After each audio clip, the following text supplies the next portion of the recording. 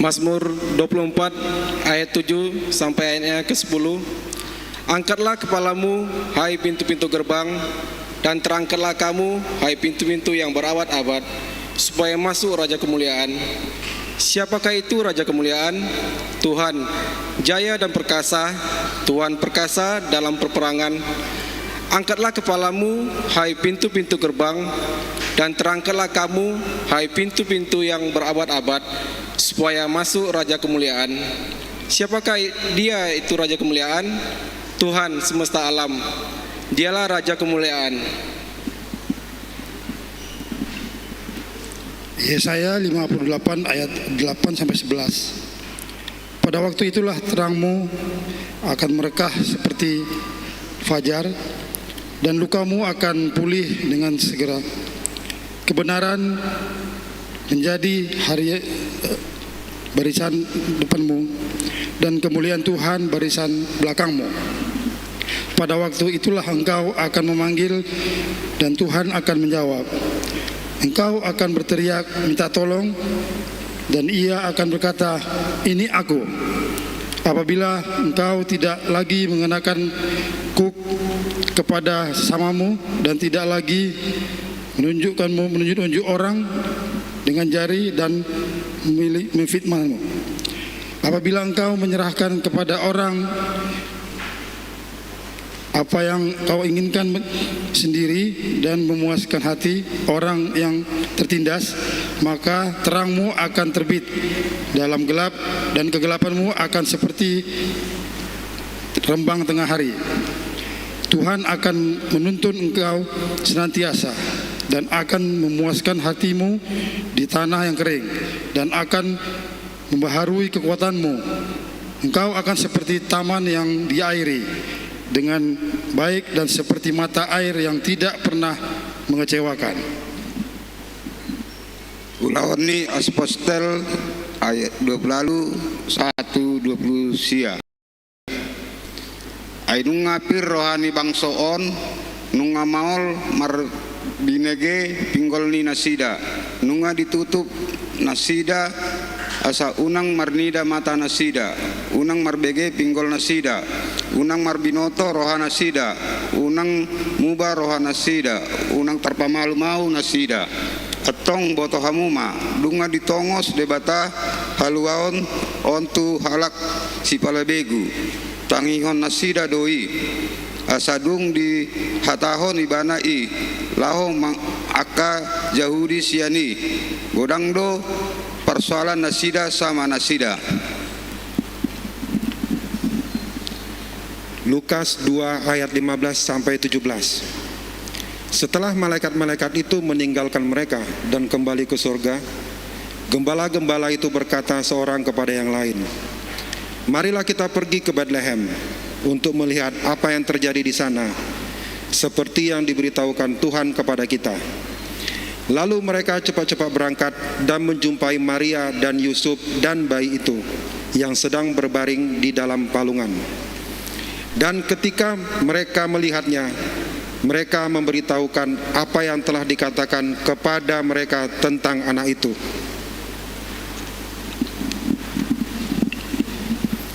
Satu Tesalonika 5 ayat 5. Karena kamu semua adalah anak-anak terang dan anak-anak siang. Kita bukanlah orang-orang malam atau orang-orang kegelapan. Sebab itu, baiklah jangan kita tidur seperti orang-orang lain, tetapi berjaga-jaga dan sadar. Sebab mereka yang tidur, tidur waktu malam, dan mereka yang mabuk, mabuk waktu malam. Tetapi kita yang adalah orang-orang siang, baiklah kita sadar, berbaju jirahkan iman dan kasih, dan bertopangkan pengharapan keselamatan. Amos 5 ayat 8. Dia yang telah membuat bintang, kartika dan bintang belantik, yang mengubah kelamaan menjadi pagi, dan yang membuat siang gelap seperti malam. Dia yang memanggil air laut dan mencurahkannya ke atas permukaan bumi. Tuhan itulah namanya. Amin.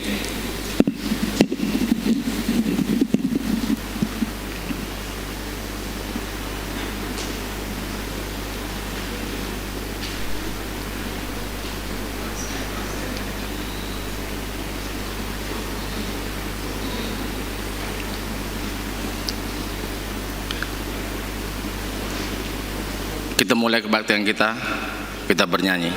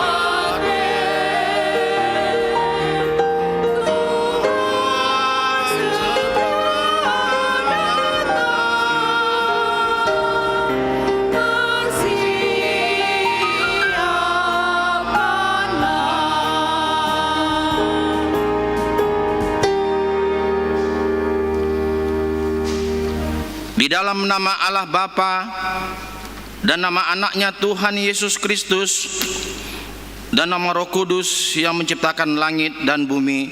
Amin. Bernyanyilah bagi Allah, mazmurkanlah namanya, buatlah jalan bagi Dia yang berkendaraan melintasi awan-awan. Namanya ialah Tuhan, beria-rialah di hadapannya. Haleluya.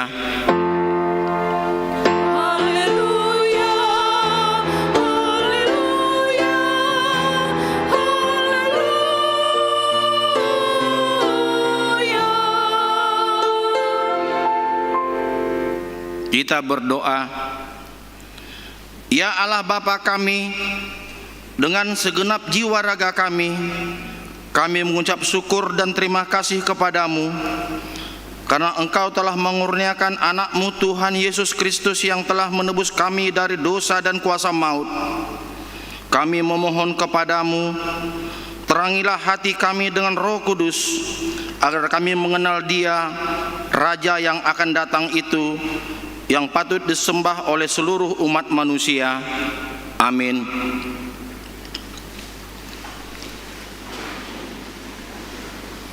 Kembali kita bernyanyi.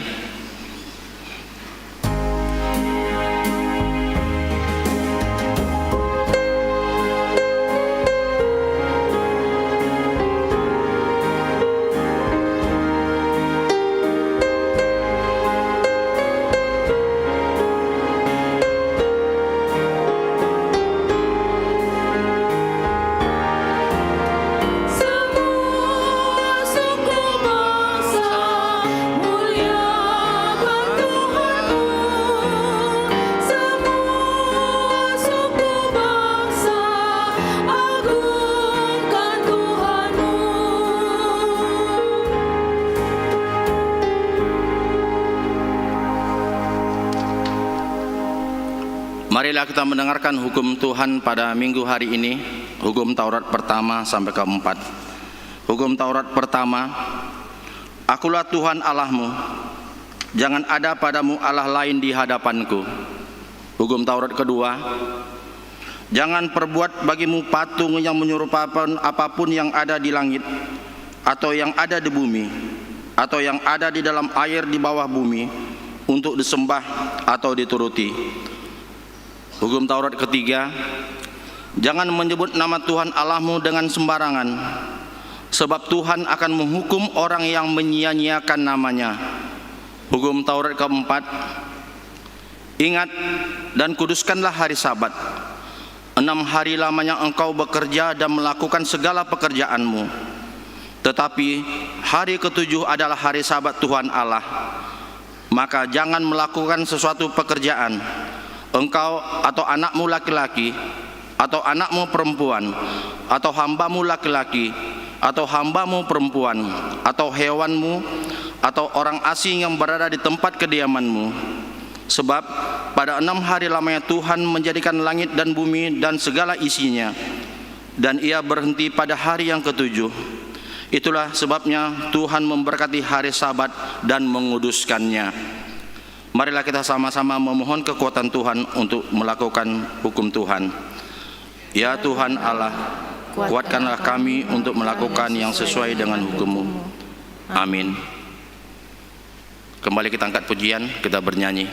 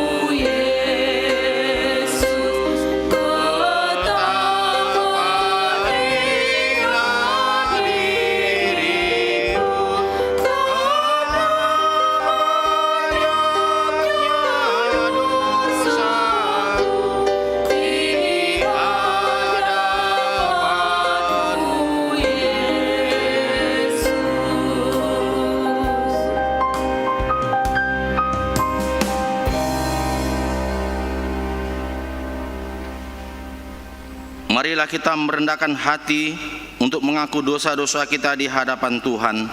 Kita berdoa. Ya Tuhan Allah yang Maha Kuasa dan Maha Benar, pengasih dan penyayang, bermurah hati Engkaulah Tuhan terhadap kami. Kiranya Tuhan berkenan mengampuni segala dosa dan kejahatan kami. Tiada yang lain yang dapat menjadi pelindung dan penyelamat bagi kami selain dari kasih sayang dan pembenaran-Mu yang tunggal. Karena itu, karuniakanlah kami ketenangan dan penghiburan di dalam pengorbanan anak-Mu Tuhan Yesus Kristus Juru Selamat kami. Amin.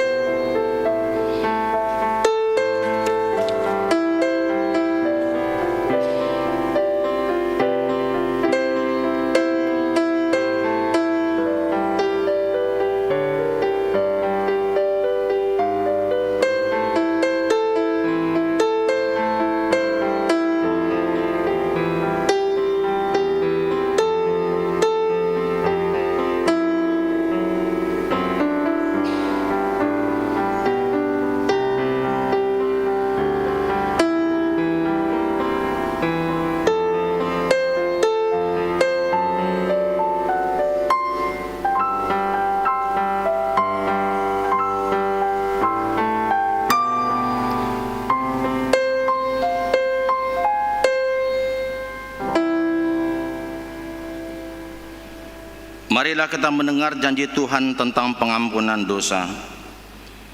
Namun jika seorang berbuat dosa, kita mempunyai seorang pengantara pada Bapa, yaitu Yesus Kristus, yang adil, dan Ia adalah pendamaian untuk segala dosa kita, dan bukan untuk dosa kita saja, tetapi untuk dosa seluruh dunia. Kemuliaan bagi Allah di tempat yang maha tinggi. Amin.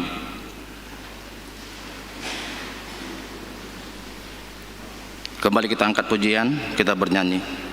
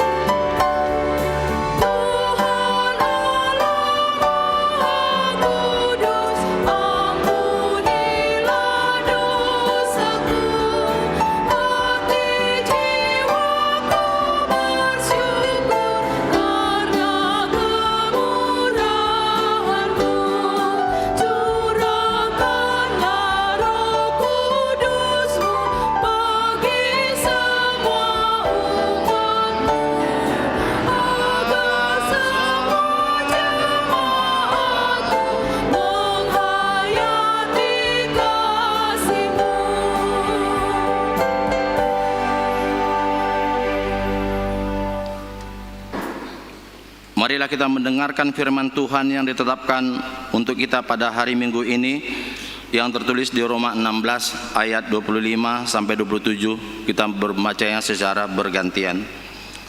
Segala kemuliaan bagi Allah, bagi Dia yang berkuasa menguatkan kamu menurut Injil yang kumasyurkan dan pemberitaan tentang Yesus Kristus sesuai dengan pernyataan rahasia yang didiamkan berabad-abad lamanya.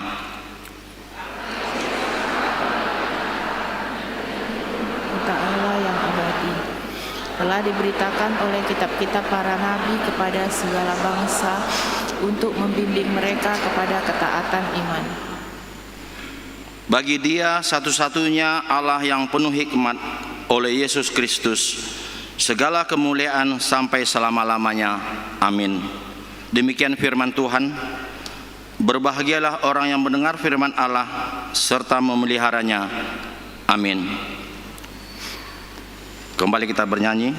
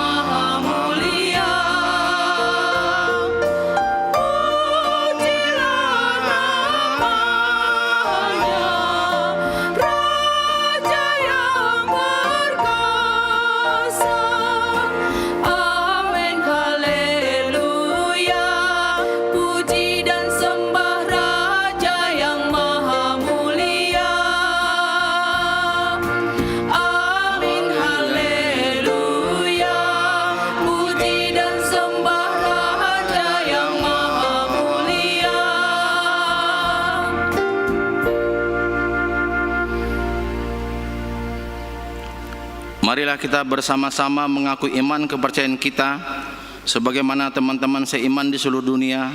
Kita bersama-sama mengucapkannya.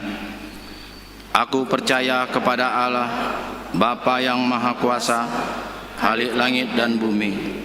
Aku percaya kepada Yesus Kristus, Anaknya yang tunggal Tuhan kita, yang dikandung daripada Roh Kudus, lahir dari anak darah Maria, yang menderita sengsara di bawah pemerintahan Pontius Pilatus, disalibkan, mati dan dikuburkan, yang turun ke dalam kerajaan maut.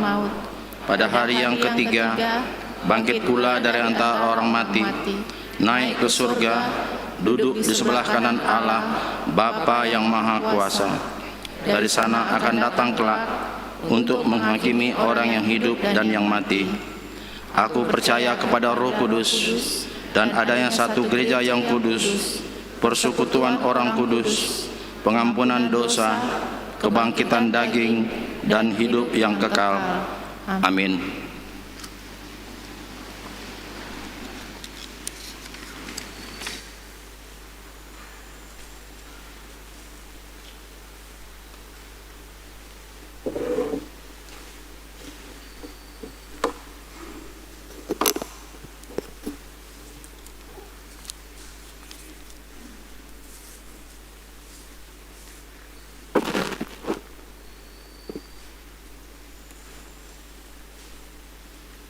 Shalom buat kita semua.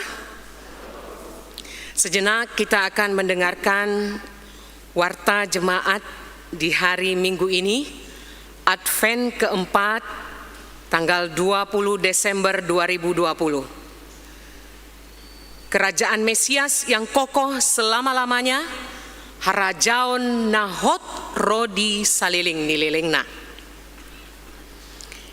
Yang pertama, warta umum jemaat menikah.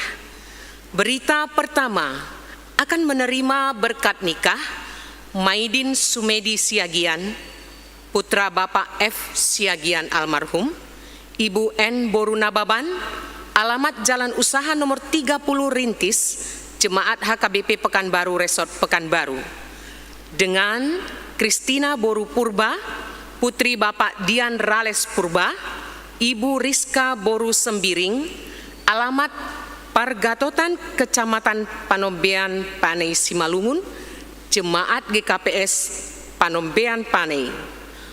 Pemberkatan Selasa 29 Desember 2020 di HKBP Pekanbaru Resort Pekanbaru. Yang kedua, jemaat meninggal. Sabtu 12 Desember 2020 telah meninggal dunia Bapak Victor Hamonangan Silitonga Opung Kristin, umur 80 tahun, dari Jalan Kampar, Gang Kampar 2 nomor 23, Sektor Rintis. Sabtu 19 Desember 2020 telah meninggal dunia Ibu Rusmani Boru Lumban Tobing, umur 77 tahun, dari Villa Permata Paus Blok I nomor 2, Sektor Wonorejo. Minggu hari ini diadakan acara kebaktian di rumah duka, dimulai pukul 11 WIB, dipimpin oleh Guru Darmot Sitompul. Tuhan kiranya memberi penghiburan bagi keluarga yang ditinggalkan. Suara Koinonia. Minggu Advent keempat, minggu hari ini 20 Desember 2020, yang membawa krans Advent adalah dari kaum Ama. Kedua, baptisan kudus. Sabtu 26 Desember 2020 pada Natal kedua diadakan baptisan kudus bagi anak jemaat gereja kita.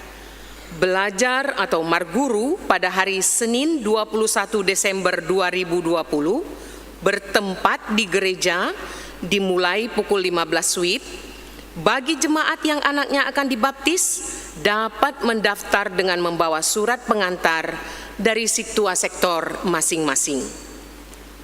Yang ketiga, Natal Rabu 23 Desember 2020 adalah Natal keluarga, dan acara dapat diambil di kantor gereja, maksimal 3 lembar per keluarga.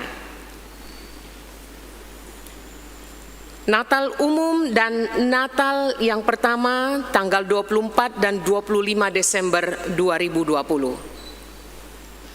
Dihimbau kepada jemaat yang kurang sehat sedang sakit demam, flu, batuk, pilek, asma atau sesak nafas.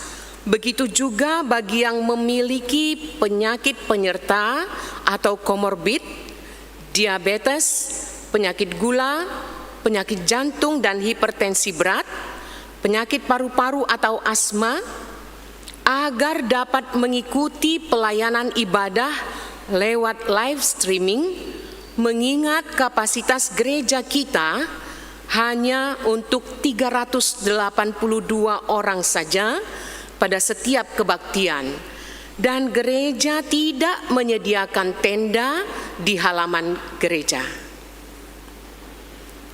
Yang berikutnya, undangan rapat keamanan Natal atau Tahun Baru. Pimpinan Jemaat HKBP Pekanbaru Resort Pekanbaru mengundang Bapak Ibu Jemaat HKBP Pekanbaru untuk hadir hari tanggal Senin 21 Desember 2020 pukul 17 WIB, tempat ruang konsistori HKBP Pekanbaru. Agenda rapat melihat pentingnya keamanan persiapan Natal Desember 2020 dan Tahun Baru 2021 di lingkungan gereja HKBP Pekanbaru. Utusan 2 orang per sektor. Penghiburan atau mangapuli. Minggu hari ini 20 Desember 2020 pukul 13 WIB diadakan penghiburan atau mangapuli bagi keluarga Fais Litonga, Boru Sinaga, Jalan Kampar, Gang Kampar 3, Sektor Rintis, dipimpin oleh Diakones Ruslina Hutapea. Badan usaha pada hari Jumat 18 Desember 2020 telah dilakukan bidding pengelolaan kantin Sopogodang HKBP Pekanbaru dengan peserta bidding sebanyak 4 peserta dengan nilai penawaran tertinggi untuk mengelola kantin adalah Nyonya Simamora Boru Lumban Gaul, Ruas HKBP Pekanbaru, Sektor Padang Bulan 1. Pembangunan.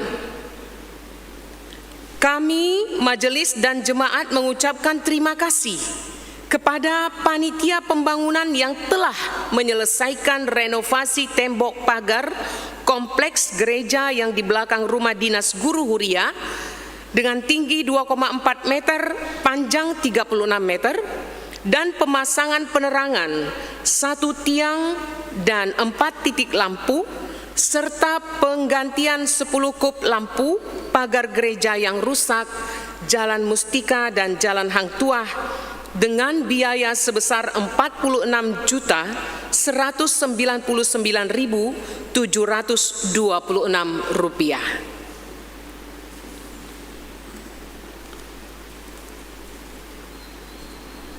Suara diakonia.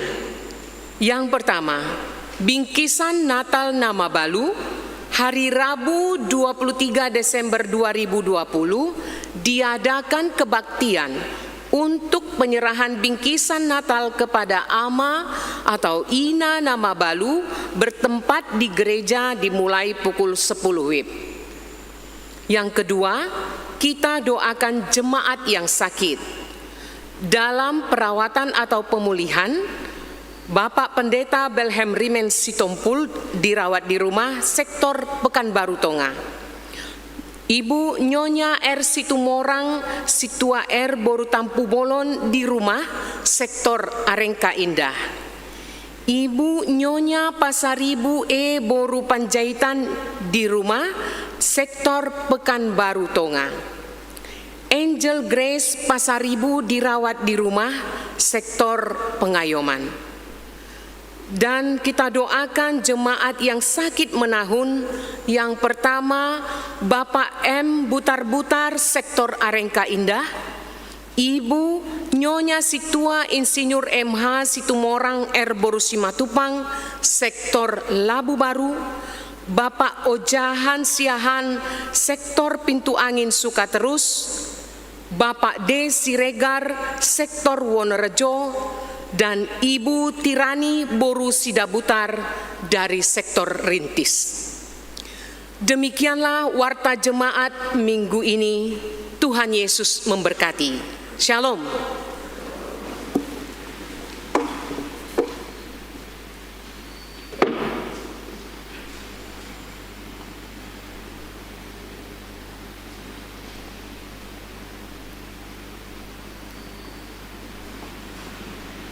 Kembali kita angkat pujian, kita bernyanyi.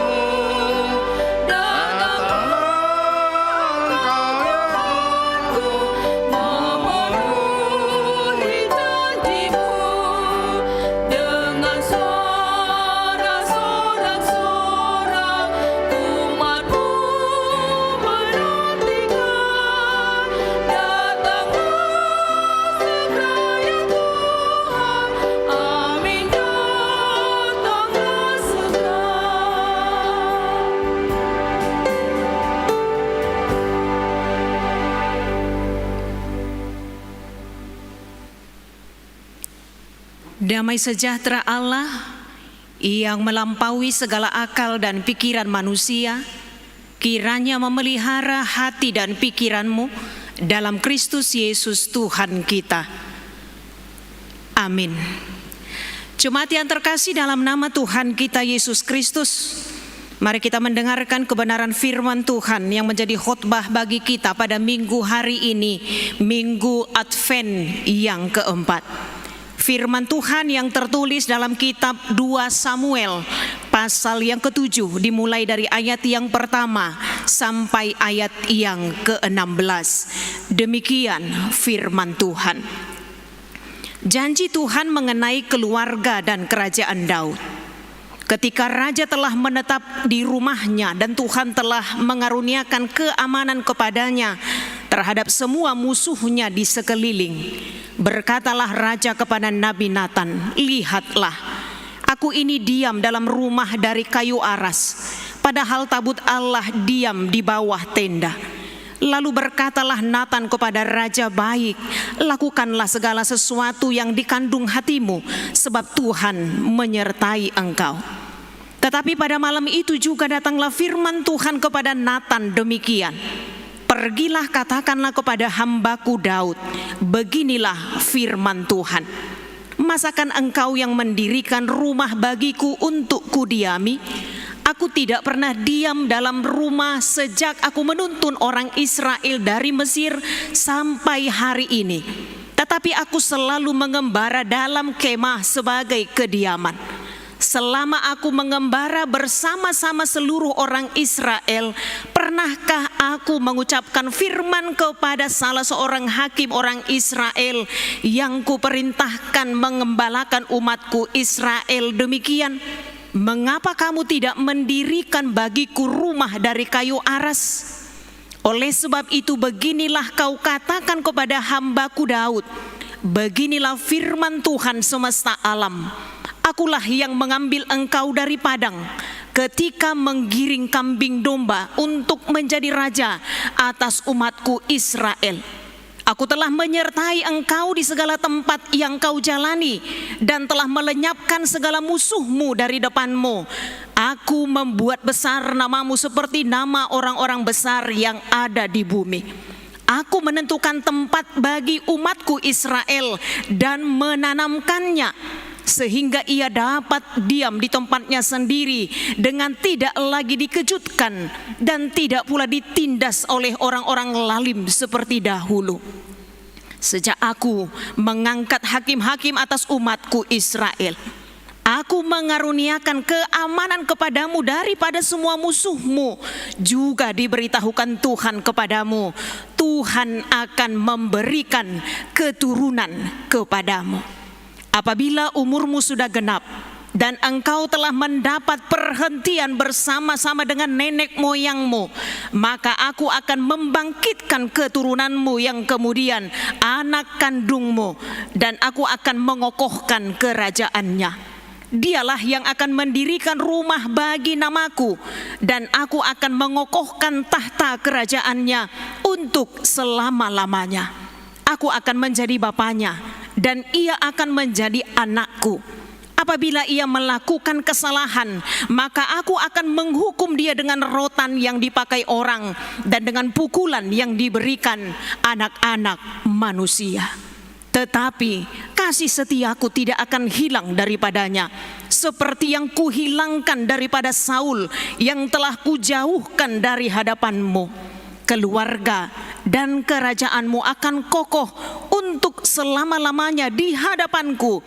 Tahtamu akan kokoh untuk selama-lamanya. Demikian pembacaan firman Tuhan. Jemaat yang terkasih dalam nama Tuhan kita Yesus Kristus, kita manusia kerap memiliki banyak rencana dalam kehidupan kita. Berpikir akan masa depan yang indah dan cerah dengan semua kalkulasi di dalam pikiran kita. Sebagian orang memimpikan untuk masuk pegawai negeri sipil dengan melengkapi berkas-berkas dan yang lainnya.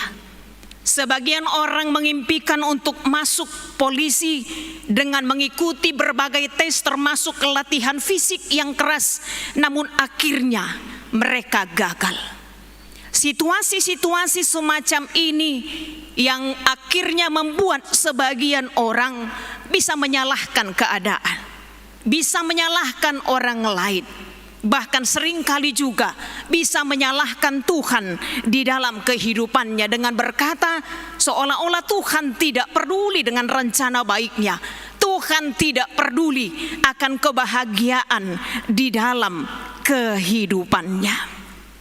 Karena rancangan yang menggebu-gebu di dalam hati dan pikiran kita, dengan berpikir itulah yang terbaik, ternyata kita tidak menerimanya. Seringkali kita manusia lupa bahwa kita manusia hanya bisa merencanakan sebenarnya, tetapi Tuhanlah yang menentukan.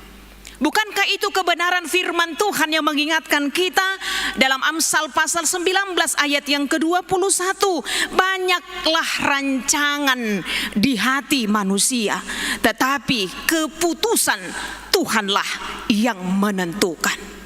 Artinya kebenaran firman Tuhan pun sebenarnya sudah mengingatkan kita manusia ini hanya bisa berencana, tapi keputusannya ada di dalam tangan Tuhan. Benar jemaat yang terkasih bahwa salah satu anugerah yang diberikan Tuhan kepada kita manusia yang tidak ada pada makhluk lain adalah manusia dapat berpikir dengan baik. Manusia dapat menimbang dengan baik, mengingat, melupakan. Bahkan manusia juga merencanakan masa depan dengan kemampuan berpikirnya. Artinya wajar secara manusiawi kita manusia merencanakan hal-hal besar di dalam kehidupan kita. Hanya saja sekali lagi, tidak semua yang kita pikirkan itu, tidak semua yang direncanakan oleh manusia itu dapat terlaksana di dalam hidupnya. Mengapa demikian? Karena apa yang terjadi pada manusia dan seluruh ciptaan itu merupakan ketetapan Allah. Sekali lagi itu merupakan ketetapan Allah. Allah Sang Pencipta memiliki otoritas untuk menetapkan, memutuskan apa yang hendak terjadi.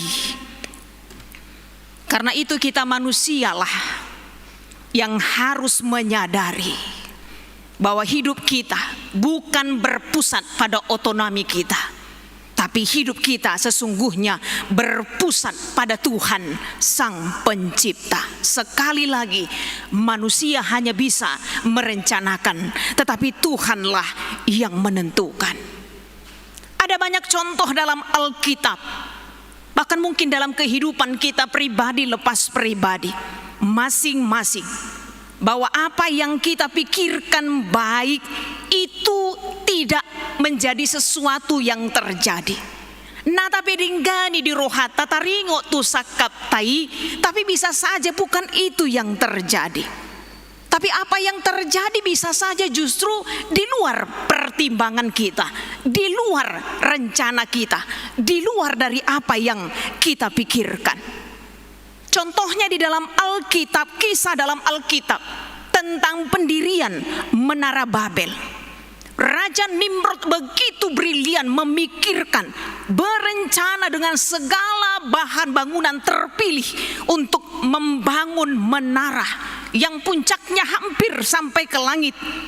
Namun ternyata keputusan Allah mengacau balaukan bahasa manusia pada saat itu, sehingga manusia tidak mengerti satu dengan yang lain. Mereka berencana untuk membangun Menara Babel, tapi karena kesombongan mereka, Allah mengacau balaukan bahasa mereka sehingga pembangunan Menara Babel pun tidaklah terjadi. Jemaat yang terkasih dalam nama Tuhan kita Yesus Kristus, demikian juga halnya dengan pengalaman Raja Daud, sebagaimana yang diberitakan melalui nats kita pada saat ini, bahwa ia memiliki impian, dia memiliki rencana yang akan dia realisasikan. Tapi sebelumnya dia memberitahukannya kepada hamba Tuhan, yaitu Nabi Nathan. Dia mempunyai kerinduan yang luar biasa. Jika kita perhatikan nats kita ini, bahwa pada saat itu dalam konteks nats kita ini sendiri, bahwa Raja Daud itu sudah berada pada puncak kejayaannya. Dia sudah duduk di dalam istana, sekalipun tidak mudah baginya untuk mendapatkannya. Sekalipun dia sudah dilantik oleh Samuel atas perintah Allah, karena Allah tidak lagi berkenan menolak Raja Saul. Tapi untuk duduk di tahta sekali lagi bukan hal yang mudah baginya, karena ancaman kematian dari seorang Saul yang tidak terima kalau dia digantikan membuat Daud akhirnya mengalami pergumulan demi pergumulan. Ia menjadi seorang pelarian dari satu tempat ke tempat yang lain. Namun dalam konteks nats kita ini, Daud sudah berada pada puncak kejayaannya. Dia dapat menikmati keberadaannya sebagai seorang raja besar, raja kedua di Israel, duduk di tahta kekuasaan menggantikan Raja Saul.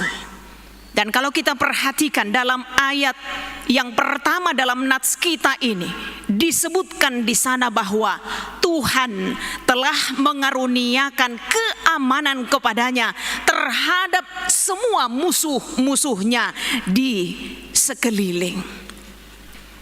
Artinya di sini Daud melihat dan merasakan serta mengakui, kalaupun dia memperoleh semuanya itu, dia sadari bahwa semuanya itu adalah karena Tuhan.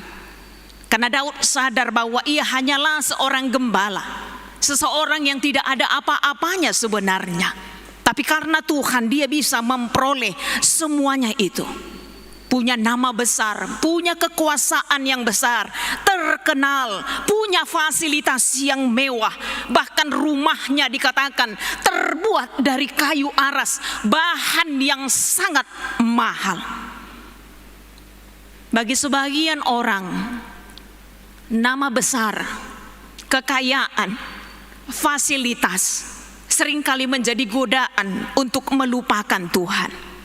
Seringkali menjadi godaan untuk melupakan Sang Pemberi. Tapi Raja Daud tidak melupakannya, karena dia sadar bahwa semuanya itu adalah pemberian. Dia tahu bahwa semuanya itu dia terima dari Tuhan. Dalam hal ini Raja Daud berbeda, karena dengan menerima kekuasaan dan menikmati kekayaan, fasilitas mewah, diam dalam rumah dari kayu aras, ada perasaan ketidaknyamanan dalam dirinya, ada kegelisahan di dalam hatinya, Karena dia tahu tabut Tuhan itu sebagai lambang kehadiran Tuhan bagi orang Israel masih berdiam di kemah. Sementara dia tinggal di rumah mewah. Karena itu ia berencana untuk membangun bait Allah. Dia membagikan rencana itu kepada Nabi Nathan. Dan Nabi Nathan berpikir tidak ada salahnya dengan rencana Raja Daud, karena itu adalah rencana yang bagus. Itu sebabnya Nathan mengatakan, baik, lakukanlah segala sesuatu yang dikandung hatimu. Sekali lagi karena Nathan berpikir tak ada yang salah dengan rencana Daud.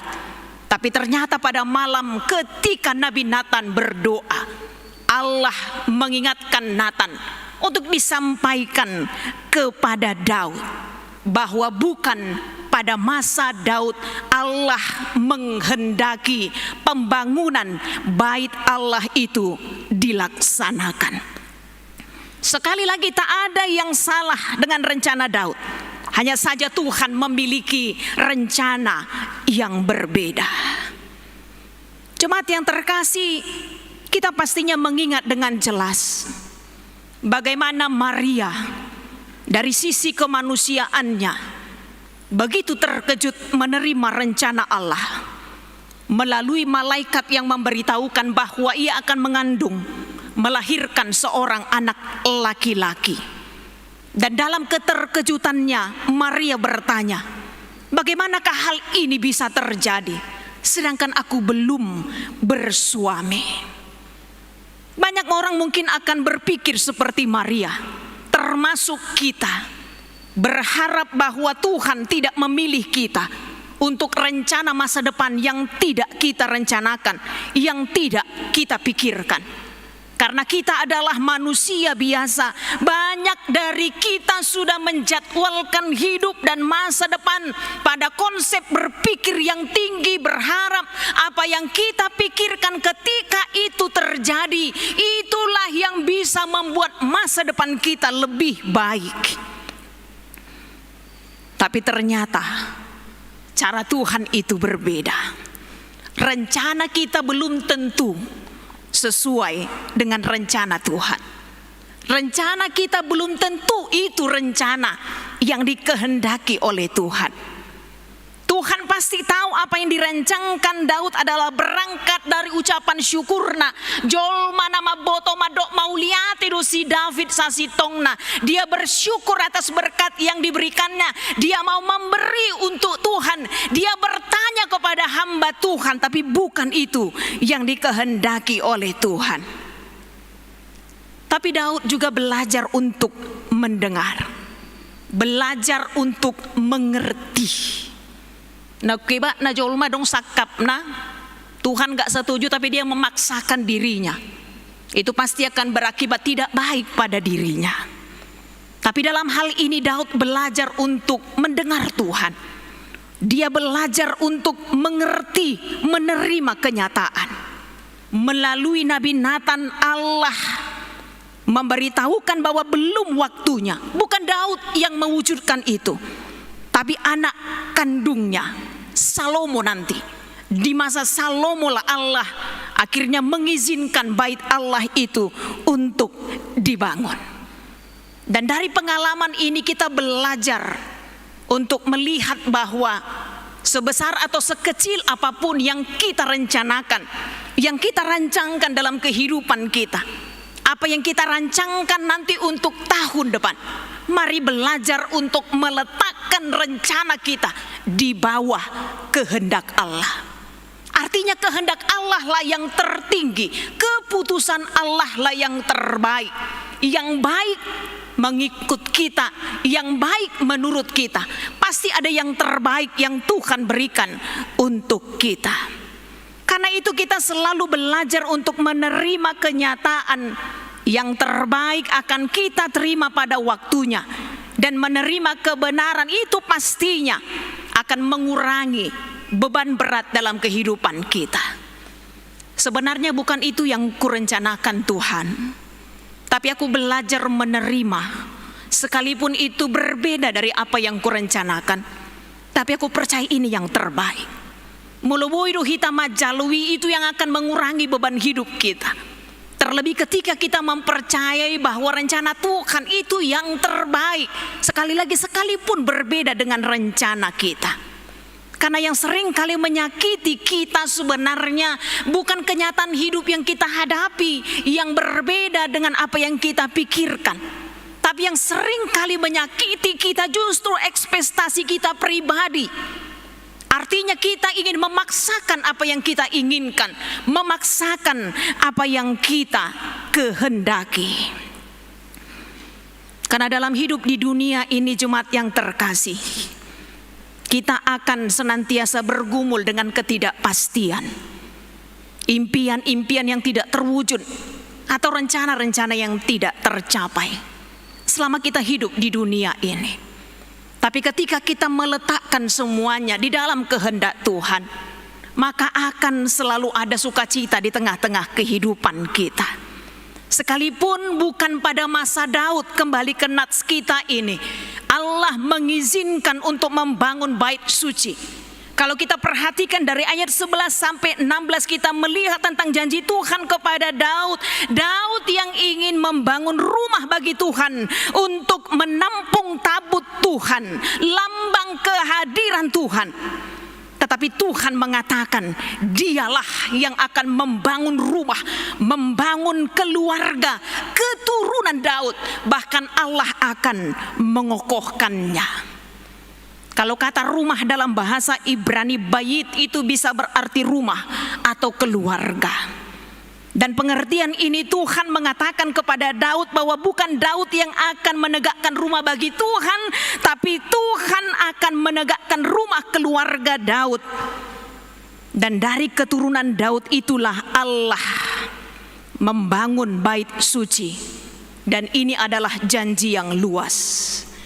Daud punya rencana besar, tapi Tuhan punya rencana yang lebih besar. Bahkan untuk keturunannya Allah menyatakan, yang membangun bait Allah adalah anak kandung Daud sendiri, yaitu Salomo. Pentingnya keturunan Daud ini telah menjadi sejarah tersendiri dalam penantian Mesias. Kalau kita baca silsilah Yesus dalam Matius pasal yang pertama, Yesus sendiri berasal dari keturunan Daud. Artinya janji itu dipenuhi, janji itu digenapi. Yang kedua, makna terpenting dari pendirian bait suci adalah Allah berdiam dan tinggal di tengah-tengah umatnya. Allah hadir di tengah-tengah umatnya, tidak dibatasi oleh situasi dan kondisi, tidak dibatasi oleh tempat. Allah hadir tidak hanya pada masa lalu bangsa Israel, tapi Allah juga selalu hadir pada masa depan mereka. Dan saya pikir ini juga yang mengingatkan kita, yang menguatkan kita di minggu-minggu Advent ini. Penyertaan Tuhan tidak hanya di dalam sejarah, tapi penyertaan Tuhan tetap ada saat ini, bahkan sampai pada masa yang akan datang. Bahkan di minggu Advent melalui kebenaran firman Tuhan pada hari ini, kasih setia Tuhan itu disebutkan tidak akan hilang daripadanya, dari keluarga Daud, bahkan dari kehidupan kita, dari keluarga kita. Keyakinan seperti inilah jemaat yang terkasih akan membantu kita untuk hidup di hadapan Tuhan dengan lebih taat pada kehendak Tuhan. Sama seperti Daud, sesungguhnya kita diingatkan untuk menjadi orang-orang yang selalu bersyukur dalam segala keadaan. Tanpa terasa Advent keempat telah kita jalani pada hari ini. Sebentar lagi tahun 2020 akan berlalu dengan segala pergumulan yang dihadapi oleh dunia ini, bangsa kita dan di kota kita ini. Benar pandemi COVID-19 belum berlalu, tetapi kasih setia Tuhan tetap ada untuk kita. Di balik setiap pergumulan yang kita hadapi, kasih setia Tuhan tidak akan berlalu dari kehidupan kita. Saya pikir ini yang menyemangati kita untuk menjalani tahun 2020 yang tidak berapa lama lagi akan kita tinggalkan. Dan kita akan memasuki tahun 2021. Apapun yang kita rencanakan untuk tahun depan, letakkanlah segala rencana kita pada kehendak Tuhan. Inilah rencana kami Tuhan, inilah rancangan kami. Tapi biarlah kehendak dan rancangan Tuhan yang terbaik. Banyak hal besar yang kita pikirkan sama seperti hal besar yang dipikirkan oleh Daud. Tapi hal terbesar akan Tuhan nyatakan di tengah-tengah kehidupan kita. Amin. Kita berdoa.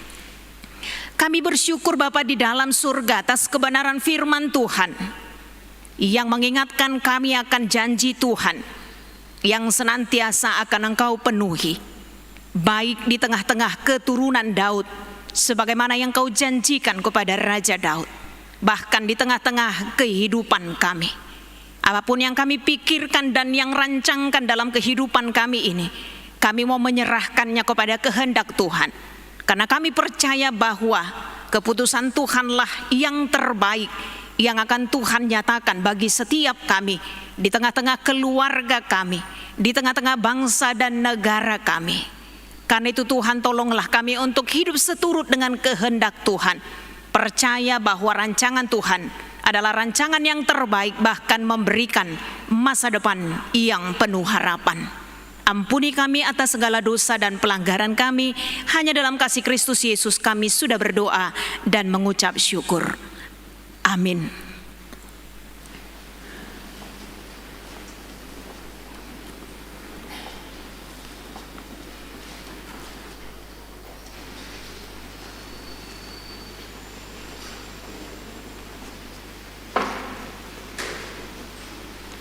Kembali kita bernyanyi, kita angkat pujian untuk mengucapkan persembahan 1A, 1B, dan ketiga.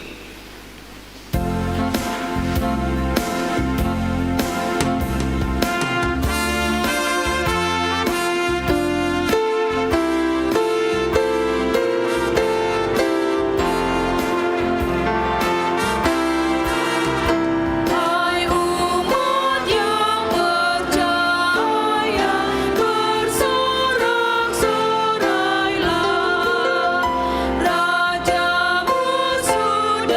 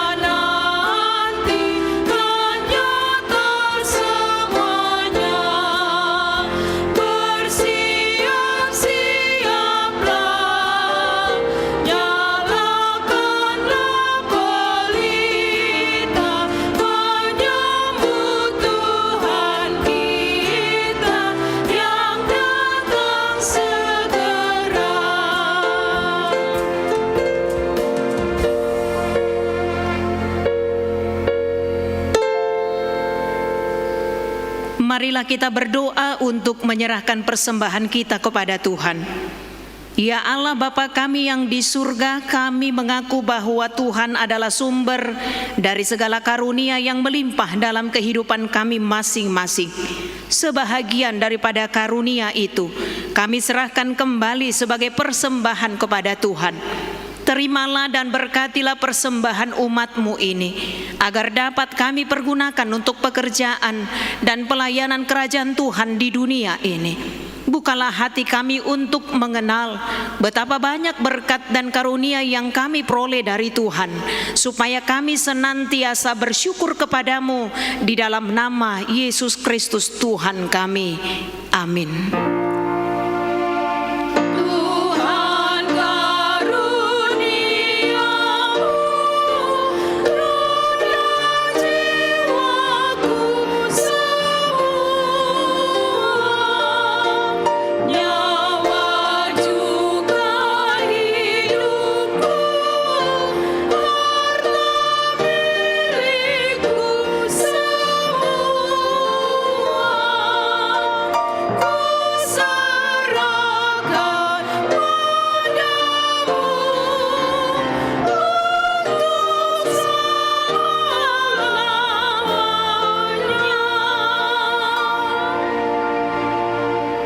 Bapa kami yang di surga, dikuduskanlah namamu.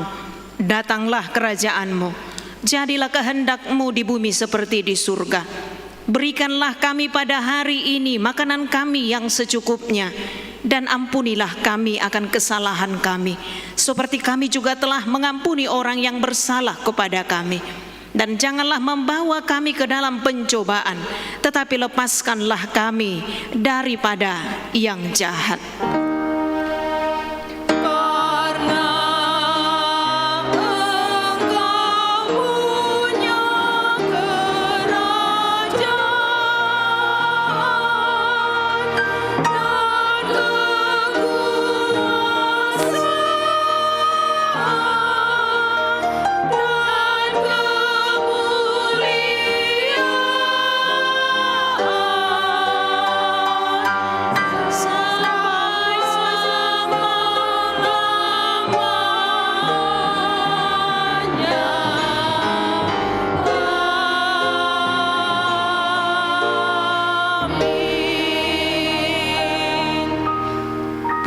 Dengan sejahtera dan terimalah berkat Tuhan. Tuhan memberkati engkau dan melindungi engkau.